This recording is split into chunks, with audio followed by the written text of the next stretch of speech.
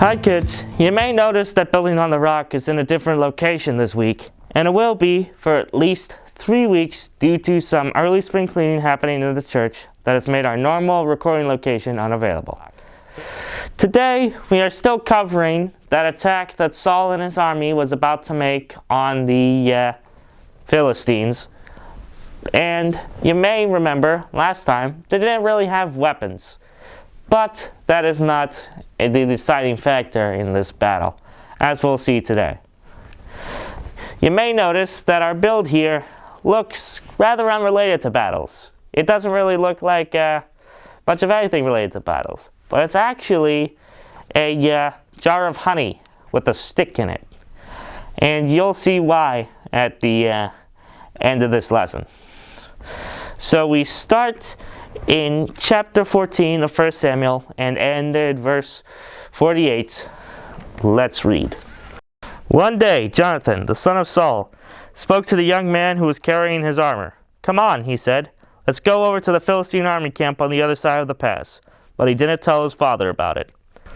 Saul was staying just outside Gibeah.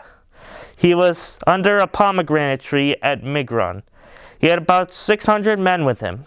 Ahijah was one of them. He was wearing a sacred linen apron. He was the son of Ichabod's brother Ahitub. Ahitub was the son of Eli's son Phinehas. Eli had been the Lord's priest in Shiloh. No one was aware that Jonathan had left. Jonathan planned to go across the pass to reach the Philistine camp, but there was a cliff on each side of the pass. One cliff was called Bozez. The other was called Seneh. One cliff stood to the north side of the path toward Michmash. The other stood on the south side toward Geba. Jonathan spoke to the young man who was carrying his armor. He said, "Come on, let's go over to the camp of these fellows who aren't circumcised. Perhaps the Lord will help us. If he does, it won't matter how many or how few of us there are. That won't keep the Lord from saving us." "Go ahead," the young man said. "Do everything you have in mind. I'm with you all the way." Jonathan said, "Come on then. We'll go across the path toward the Philistines and let them see us. Suppose they say to us, 'Wait here until we come to you.' Then we'll stay where we are. We won't go up to them. But suppose they say, 'Come up to us.' Then we'll climb up. That will show us that the Lord has handed them over to us." So as you can see, kids, Jonathan was wise in his assessment that it should not be him acting on his own accord to do what he thinks is right, but rather waiting for a sign from God that this was the path he should take. It's not that he thought he couldn't do it, it's that he knew he needed God's help. And if God was on his side in this matter, then all would go towards plan, and, he would slay the Philistines and do as God had wanted the army to do, but couldn't because they didn't have any weapons. But if you remember from last time, Jonathan and his father were the only ones who actually did have weapons. And more importantly, Jonathan would have the Lord on his side, as we see as we keep reading, at verse 11. So Jonathan and the young man let the soldiers in the Philistine camp see them. "Look," said the Philistine, "some of the Hebrews are crawling out of the holes they were hiding in." The men of the Philistine camp shouted to Jonathan and the young man who was carrying his armor. They said, "Come on up here. We'll teach you a thing or two." So Jonathan said to the young man, "Climb up after me. The Lord has handed them over to Israel." Using his hands and feet, Jonathan climbed up. The young man was right behind him. Jonathan struck the Philistines down. The young man followed him and killed those who were still alive. In that first attack, Jonathan and the young man killed about 20 men. They did it in an area of about half an acre. Then panic struck the whole Philistine army. It struck those who were in the camp and the field. It struck those who were at the edge of the camp. It also struck those who were in groups that had been sent out to attack Israel. The ground shook. It was a panic that God had sent. Saul's lookouts at Gibeah in the land of Benjamin saw what was happening. They saw the Philistine army melting away in all directions. Then Saul spoke to the men who were with him. He said, "Bring the troops together. See who has left our camp." When they did, they discovered that Jonathan and the young man who was carrying his armor weren't there. Saul said to the priest Ahijah, "Bring the ark of God." At the time it was with the people of Israel. While Saul was talking to the priest, the noise in the Philistine camp increased more and more. So Saul said to him, "Stop what you are doing." Then Saul and all his men gathered together. They went to the battle. They saw that the Philistines were in total disorder.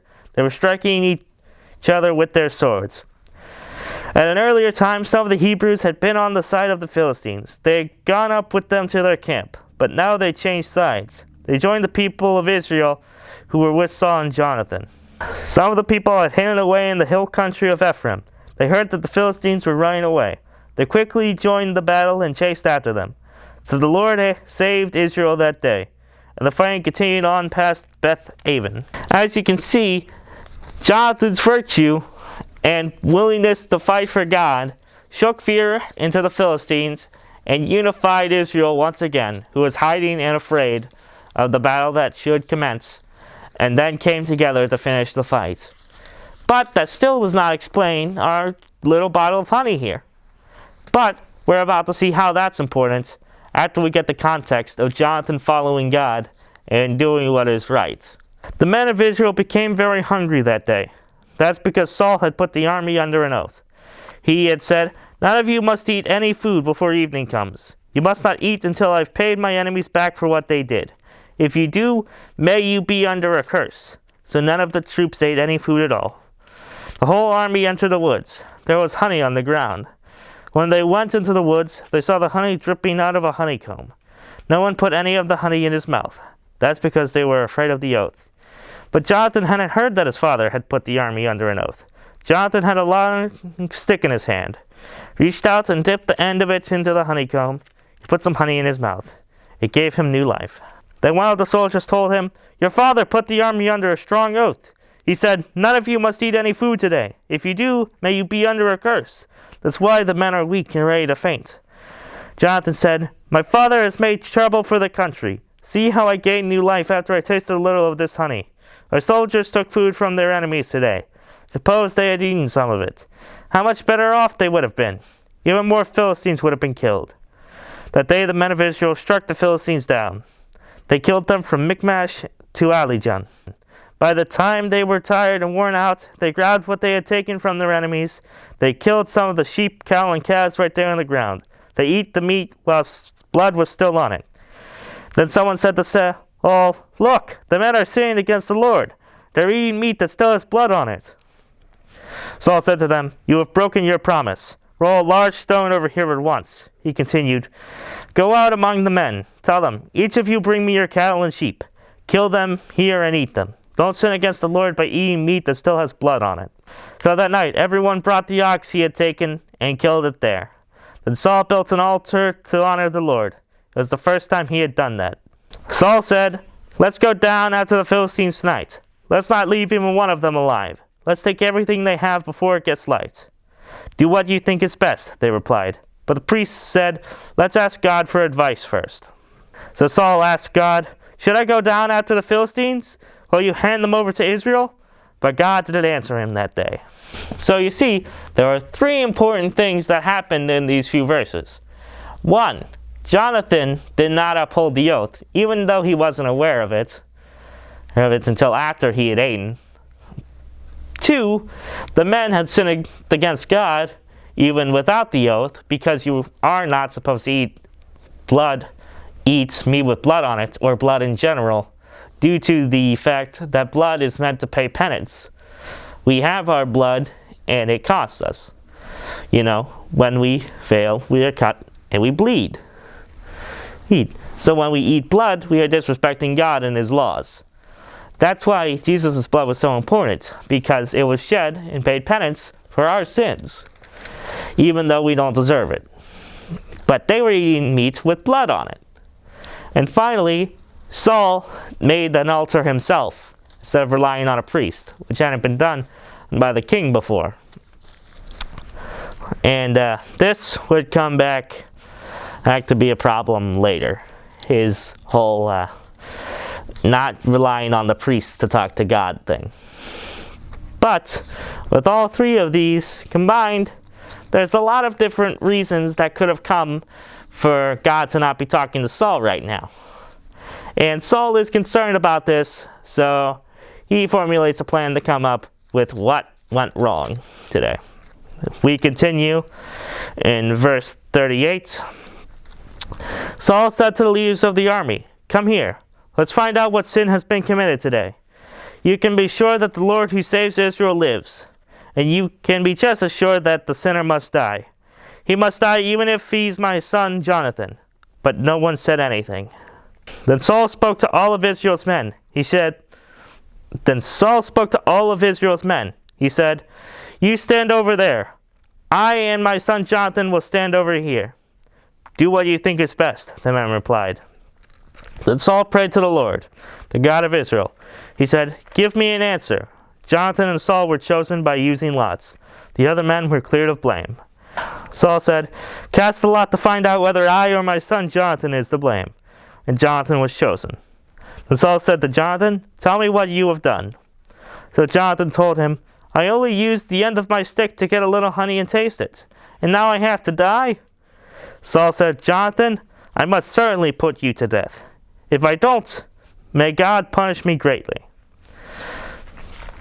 Now at this point, it seems very likely Jonathan is going to die, even after what he did good for God through the usage of trusting God to slay the Philistines, and that winning them the battle, almost single-handedly.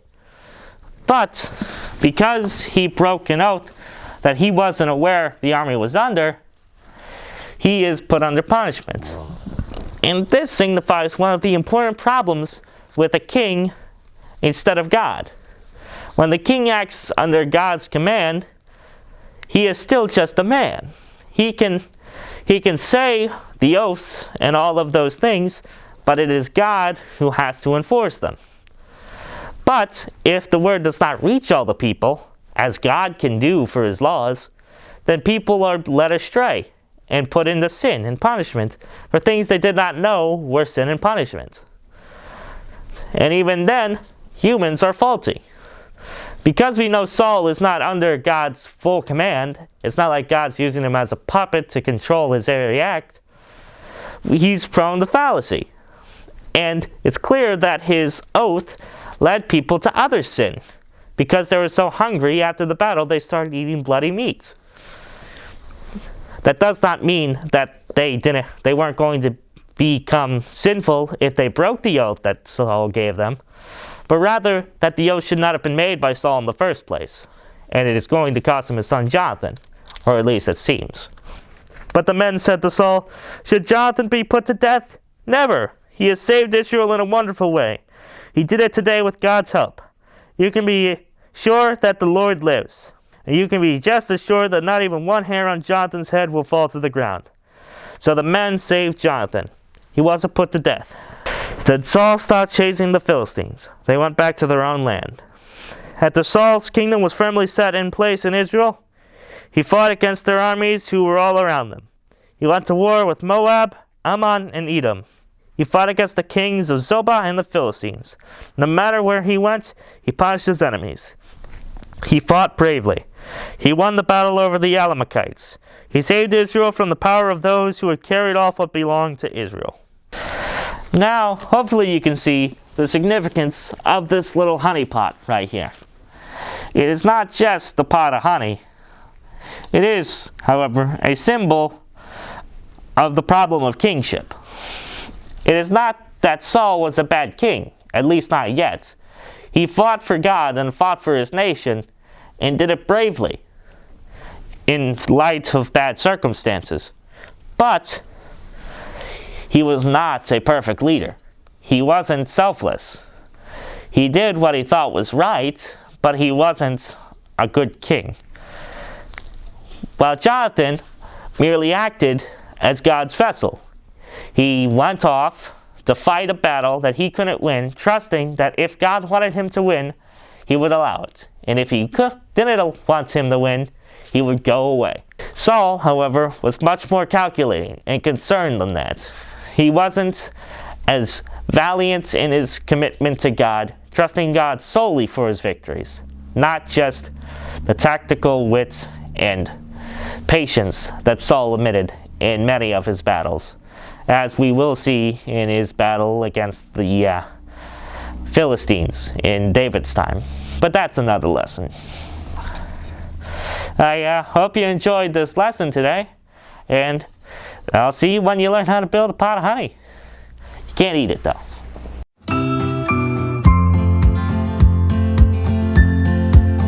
Today, we're going to be making honey in a stick. It'll kind of look like what you may see on a Honey Nut Cheerios box, but we're not sponsored. To start, we're going to take our green base plate that we use for just about everything and attach in the center a light yellow 2x2, leaving 5 studs on the long sides and 2 studs on the short sides. Once you have that, we're going to grab these 2x3 regular yellows and attach them on either side of the piece. This creates a 8 stud wide, 2 stud long little base. To attach to that, we're going to grab 2 darker yellow 2x4s, attach them on top, and continue with that a 2x8 light yellow piece. Just attach it right there. Attach 2 more dark yellow 2x4s and 2 1x6 light yellow pieces to give it a tapering edge on top to make it more jar-like. Once you have that, we're going to attach these pieces. 1, 2, 3. Those pieces would of course be the circular 2x4 brown pieces, and attach them slightly off to the side, leaving 1 stud here, 1 stud here, and 3 studs on this side, making it a stick in a jar, you know, like if you ever leave a knife in a peanut butter. Don't recommend that, but it looks nice. I hope you enjoyed this lesson today, and I'll see you soon.